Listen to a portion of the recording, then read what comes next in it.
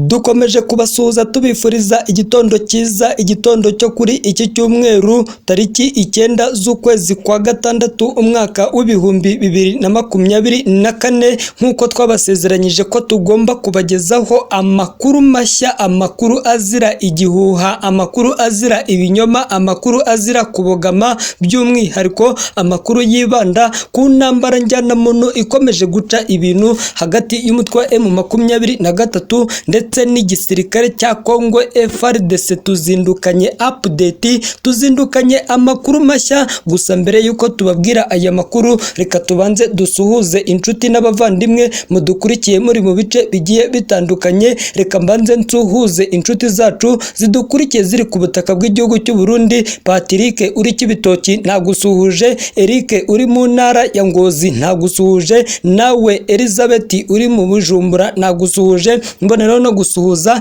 inshuti zacu zidukurikiye ziri mu mujyi wa Kigali n'abadukurikiye bari mu karere ka Musanze. Mwese dukomeje kubashimira ibitekerezo byanyu n'inyunganizi mukomeje kuduha, ari nayo mpamvu nawe nkusaba ngo utubwire aho uri tugusuhuze, nk'uko twabasezeranyije ko tugomba kuzajya tubabera abambere mu kubagezaho amakuru mashya. Mboneraho no kugusaba ngo ukande share, comment, kuko dukomeje gushaka ukuntu twakomeza kongera umuryango mugari wabo tudahwema kubana nabo uko bwije nuko bukeye. Kanda comment, share, ubundi twibanire uko bwije nuko bukeye, tukugezeho amakuru azira ibihuha, amakuru azira kubogama. Noneho ibintu byakomeye, ibintu byahinduye isura ku butaka bwa Repubulika ya Demokarasi ya Kongo. Aka M23 kashobotse, agahuru k'imbwa kahiye, harimo kumvikana kurasana gukomeye cyane muri uru rukerera. Ni imirwano itoroshye irimo irabera muri teritwari ya Rucuru mu gace ka Kanyabayonga, ibice birimo Gikuku, ibice birimo Mirangi, ibice birimo Burindi. Ibi ni ibice birimo kumvikanamo guturika kw'intwaro ziremereye, kuko ingabo za Kongo FARDC zirimo kunyanyagiza amasasu menshi iri ku birindiro by'umutwe wa M23. Kuri ubu ngubu ibihumbi n'ibihumbagiza by'abaturage batuye hano Kanyabayonga bahunze, barimo kwerekeza muri Kivu y'Amajyepfo, abandi bakajya mu mujyi wa Goma. By'umwihariko kuri ubu ngubu ndagira ngo nkubwire ko indege z'intambara za FARDC Sukhoi Kajugujugu CH4, izi ndege zose zirimo kogoga ikirere cy'imirindiro by'umutwe wa M23. Bikaba imirwano ibaye nyuma y'uko hakozwe operasiyo iteye ubwoba, hakozwe operasiyo karundura yo kurimbura burundu izi nyeshyamba z'umutwe wa M23. Ni operasiyo yateguwe neza n'ingabo za SADC. Kuri ubu ngubu SADC nongeye kukubwira ko yaje hano ku butaka bwa Repubulika ya Demokarasi ya Kongo ku nshuro ya kabiri. Kuri ubu ngubu izi ngabo zirimo gukubita agatoki ku kandi zirimo kwimyoza nyuma y'abasirikare bazo bakomeje kwicirwa hano ku butaka bwa Repubulika Iharanira Demokarasi ya Kongo. Kuri ubu ngubu SADC yamaze gushyira ukuri kose ahagaragara, ivuga ko igiye kurimbura burundu M23 ndetse n'abayitera inkunga nta guca ku ruhande. SADC yavuze ko igiye gutangiza ibitero bikomeye cyane byo kurimbura ahantu hose M23 yaba ikura intwaro. Kuri ubu ngubu Kongo ishinza u Rwanda gushyigikira no gucumbikira inyeshyamba z'umutwe wa M23, mu gihe u Rwanda ruhakana ko nta nkunga n'imwe ruha M23, ahubwo Kongo kariyo icumbikiye inyeshyamba z'umutwe wa FDLR. Ibihugu byombi bikomeje kurebana y'ingwe ahanini ku mupaka uhuza ibi bihugu. Ibintu bikomeje guhindura isura. Hashize iminsi tubabwiye inkuru y'umuturage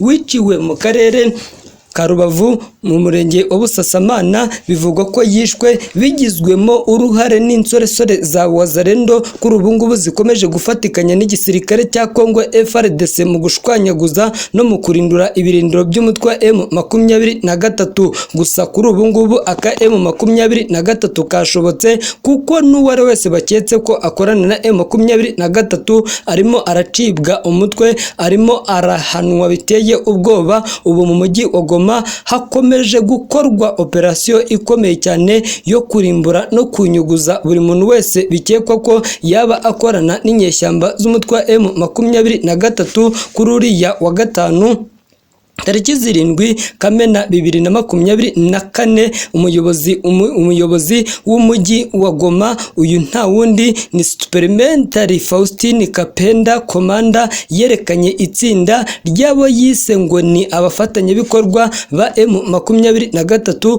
Urubyiruko rwatawe muri yombi mu rwego rwa operasiyo bise Safari Shaja mu mujyi wa Goma. Yo ni operasiyo yo gusukura uyu mujyi wa Goma, byakozwe mu mabwiriza ya guverineri mu bya gisirikare wa Kivu y'Amajyaruguru General Pilita Chirumwami na polisi ndetse n'izindi nzego zitandukanye z'ubuyobozi bw'uyu mujyi, bakoze mu rwego rwo gufata abasanzwe bose bakekwaho gukorana na M23. Aba bafashwe bivugwa ko bari basanzwe bifashishwa mu byitso byo gutanga amakuru y'aho intwaro za FARDC zirunze, ndetse abangaba bivugwa ko batangaga amakuru baciye mu kiyaga cya Kivu bakajya mu bice M23 igenzura. Nta makuru arambuye ubuyobozi bwa Goma bwatanze mu gufata aba baturage, ndetse n'ibimenyetso babafatanye, ndetse kuri ubu ngubu nta perereza rirakorwa kugira ngo bitahurwe neza nimba ari abarwanyi ba M23 babakoresha,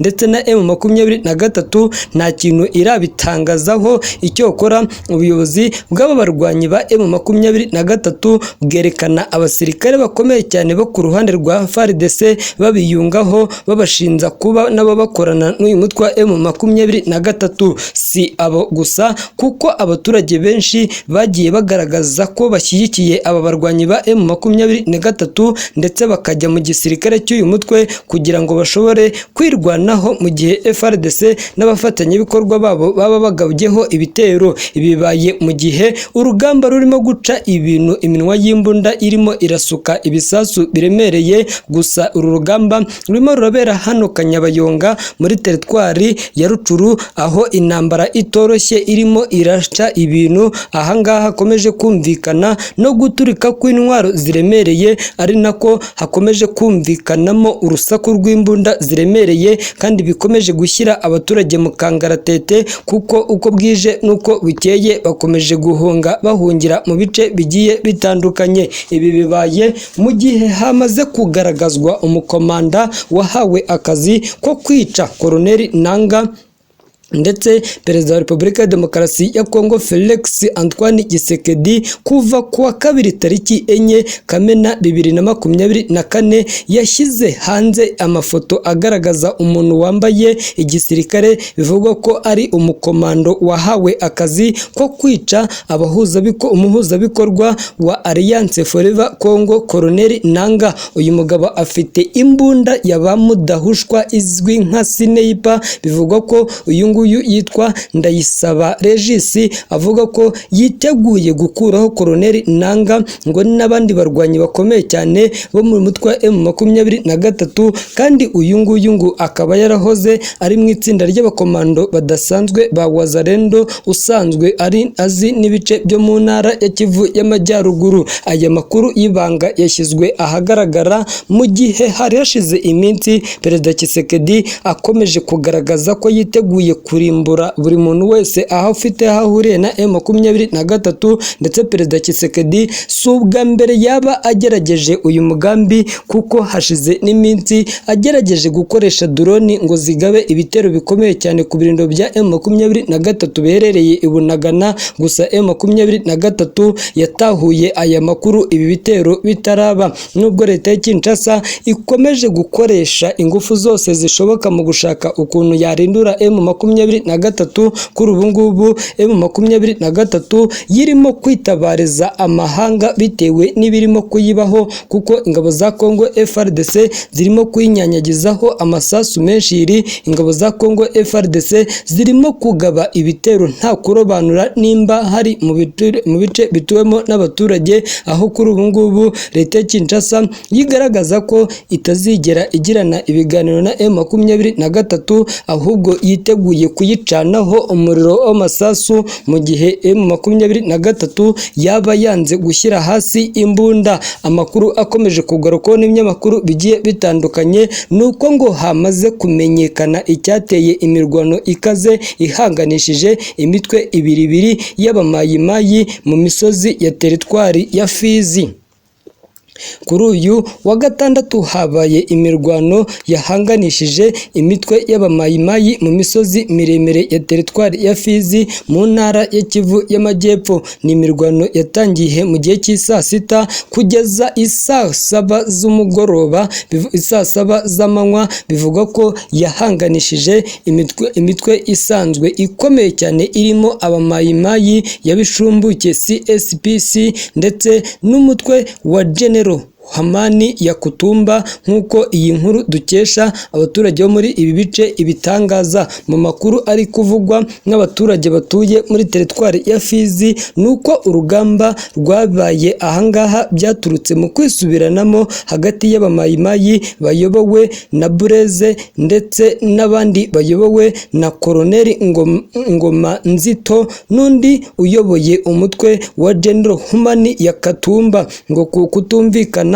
kwabereye mu misozi ya Saraha byo muri majyepfo yo muri Kivu y'Amajyepfo ishyira mu burengerazuba bwa komine ya Minembwe, kandi ngo uruhande rwa General ya Kutumbi rushigikiwe na General Asumani Makanyika wo mu bwoko bw'abayihundi, mu gihe ababuwaze bo bashyigikiwe na Red Tabara, umutwe witwara gisirikare urwanya leta y'u Burundi. Nk'uko bisobanurwa n'abaturage bavuga ko bumvishe urusaku rw'amasasu menshi iri hagati y'impande zombi byabaye kuri uyu wa gatandatu kugeza muri uyu mugoroba, bihakavukana gukoreshwa kw'intwaro ziremereye. Byanavuzwe ko kandi aya makimbirane yavutse muri mayimayi ava ku nyama z'inka banyaze abanyamurenge. Aya makuru akomeza avuga ko kugeza ubu isaha z'umugoroba intambara ikirimo hagati y'impande zombi,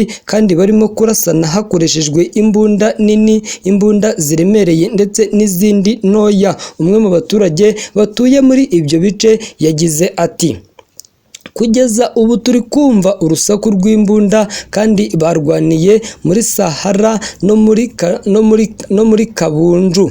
Ibi bibaye mu gihe hari amakuru avuga ko General William Yakatumba ari kwitegura kwerekeza muri Kivu y'Amajyaruguru, aho bivugwa ko ashaka kujya kurwanya M23 igihe ahanganye n'ingabo za Repubulika Iharanira Demokarasi ya Kongo. Mu butumwa ndetse n'amajwi byatanzwe na bamwe mu bamayimayi bo muri Kivu y'Amajyepfo bwagiye bunyuzwa ku mbuga nkoranyambaga, bwavugaga ko William Yakatumba ari we uzabasha guhagarika M23 gufata umujyi wa Goma uzwi nk'umurwa mukuru w'intara ya Kivu y'Amajyaruguru ikomeje gusatiramo uko bwije n'uko bukeye. Turabibutsa ko M23 yamaze no kugira ibice bimwe ifata byo muri Kivu y'Amajyepfo, ahanini biherereye muri teritwari ya Karehe muri iyi ntara ya Kivu y'Amajyepfo. Ibi bibaye mu gihe urugamba muri Kivu y'Amajyaruguru naho rukomeje guca ibintu, ahakomeje kuba isibaniro ry'intambara iteye ubwoba, kuko M23 irimo kurasana biteye ubwoba, irimo kurasana biteye isoni hagati ya leta ya Kinshasa ndetse n'izi nyeshyamba z'umutwe M23. Uko bwije nuko bukeye urugamba rurakomeza guca ibintu, iminwa y'imbunda irakomeza gusuka ibisasu byinshi. Hari n'abadatinya kuvuga ko M23 irimo irasukwaho ibisasu byinshi, gusa aba barwanyi ba M bakaba baranze kurekura, bakaba baramaze kugaragaza ko batiteguye kuba bata ibice byose bafashe, mu gihe leta ya Kinshasa nayo yaba itabahaye uburenganzira nk'abaturage abaturage bavuga ururimi rw'ikinyarwanda bakomeje gusigazwa inyuma na leta y'i Kinshasa. M23 ivuga ko ibyo yarwaniye kuva 1962 kugeza na n'ubu ngubu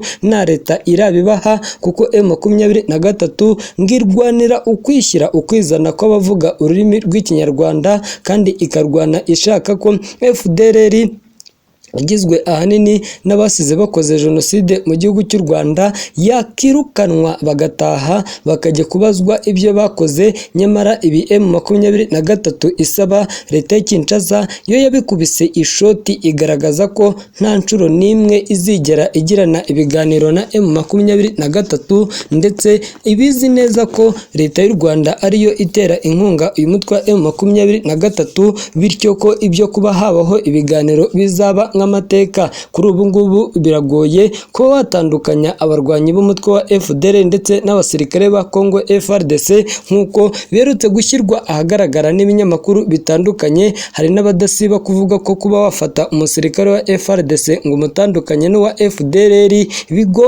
bigoye cyane, bigoye nko gufata umwana ukamucutsa ku ibere rya nyina. Reka nkushimire wowe udukurikiye aho uri mu bice bitandukanye, nkwisabira ngo kande subscribe ubundi amakuru yacu tuyakugezeho aho wibereye 5 kwa 5.